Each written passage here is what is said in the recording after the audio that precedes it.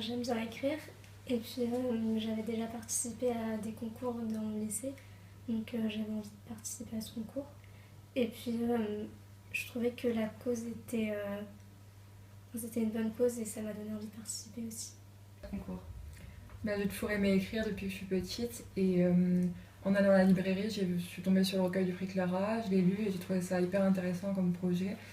Et voilà, ça m'a donné envie de participer. J'ai participé l'année dernière et j'ai pas réussi. Et du coup, j'étais encore plus motivée pour gagner cette année et ça s'est fait donc c'est super. Alors ma sœur avait acheté les premiers recueils en 2007 et 2008 et je suis tombée dessus dans la bibliothèque chez moi et donc j'étais curieuse et après j'ai voulu participer à mon tour. J'avais reçu un des exemplaires du prix Clara, je crois que c'était en 2009. Et vu que j'écrivais déjà de mon côté, j'ai eu envie de participer et j'ai acheté les recueils année après année. À un moment donné, je me suis dit que c'était à moi d'essayer aussi. Ce concours, donc moi je l'ai découvert dans le journal L'Actu, qui est un quotidien pour les ados. Et c'est vrai que je pense que écrire c'est d'abord partager, parce que c'est vrai qu'on écrit d'abord pour soi, mais après il faut tout de suite penser que les autres vont nous lire, parce que c'est sûr, quand on écrit, parfois on a des choses qui sont claires dans notre tête, mais qui vont pas être forcément claires pour les autres. Et je pense que écrire c'est aussi faire passer un message aux gens. En fait, au début, j'avais vu un article dans mon quotidien, donc ça m'avait fait découvrir le prix comme ça. Et ensuite, ça fait quelques années que j'écris des textes, souvent de la taille d'une nouvelle. Donc j'avais envie de participer parce que j'avais vu des choses un peu sur Clara et parce que j'aimais bien écrire, donc pourquoi pas. C'est un reportage que j'ai vu à la télé d'un journaliste qui embarquait à bord d'une chaloupe de migrants. Et du coup, ça m'a inspirée pour écrire cette nouvelle. J'avais envie de parler des sentiments des personnages. Comme ma nouvelle raconte mon enfance, c'est les événements les plus marquants de mon enfance qui m'ont inspirée. En fait, je joue du violoncelle et un jour, sur un outil, j'ai loué un violoncelle de 1914, donc il avait plus de 100 ans et je trouvais ça vraiment beau parce qu'il avait une histoire. Je me suis dit qu'il avait dû avoir plein d'autres propriétaires et du coup, je me suis dit que c'était une bonne idée d'inventer l'histoire d'un violon et voir son parcours un peu dans le temps et tout ce qu'il a pu traverser. Et comme la Seconde Guerre mondiale, c'est aussi un sujet qui m'intéresse, j'ai pu lier les deux.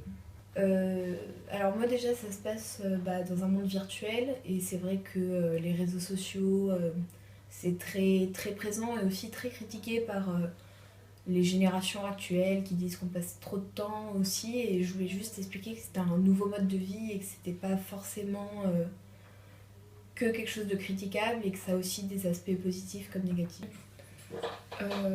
Alors, ce qui m'avait inspiré d'abord, c'était j'ai eu 2 biographies de Jack London. Et dans ces biographies, en fait, à chaque fois, il y avait un petit passage qui disait quel premier texte avait été publié. Donc, c'était grâce à un concours de nouvelles, un peu comme le prix Clara. Donc, ce qui m'avait intéressé, c'était de pouvoir faire une série de mises en abîme sur le fait d'écrire et le fait d'être passionné par l'écriture, tout ça. Dans le mode d'écriture, c'était surtout une chanson que mon frère m'avait fait découvrir, qui passait comme ça de personnage en personnage. Et moi, je me lasse assez vite de mes narrateurs et du coup, ça me permettait d'en avoir beaucoup. Et sinon, dans le reste, c'est beaucoup des conversations que j'ai eues avec surtout mes amis, les pauvres qui doivent se reconnaître un peu partout dans le texte. Et voilà, je m'inspire à peu près de tout ce qui m'entoure. Ça me tenait à cœur parce que c'est des gens qui vivent des situations difficiles. Et j'avais envie de parler de ce qu'on peut ressentir en quittant son pays. Et j'avais envie de m'intéresser aux sentiments et aux émotions de ces gens-là et de les faire partager. Je trouve que c'est une histoire dramatique et je pense que c'est important de continuer à en parler et j'avais envie de continuer ça. Ok, super. Parfait. Je sais pas si c'est vraiment une critique, parce que ça montre les dérives qui peuvent être amenées par internet et comment ça peut mal tourner. Mais je crois aussi que ça montre une certaine censure de la part une censure qu'on se met nous-mêmes en fait par rapport aux actions qu'on fait sur internet et une sorte d'uniformisation parce qu'il faut que tout le monde pense pareil sur internet, sinon tout de suite on est critiqué. Alors je pense que voilà, parfois il faut sortir un peu de ce carcan et essayer de trouver d'autres moyens et de faire autre chose. Parce qu'en fait, depuis que j'ai 13 ans, c'est l'un de ces romans qui s'appelle Radieuse Aurore, c'est mon roman préféré. Parce que il a une écriture assez particulière.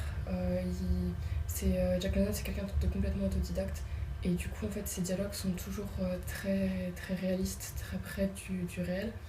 Et parfois, il y a des passages qui sont vraiment très, très bien écrits. Et c'est toujours des histoires passionnantes. Je pensais que oui, mais au final, je pense toujours tant voir plus à ma maison, du coup, pas vraiment.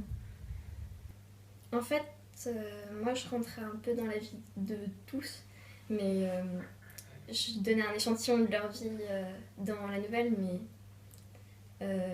je les approfondissais plus mentalement et chacun avait une vie, un portrait, ce qu'ils allaient faire après, ce qu'ils voulaient faire après, ce qu'ils avaient fait avant, un état d'esprit.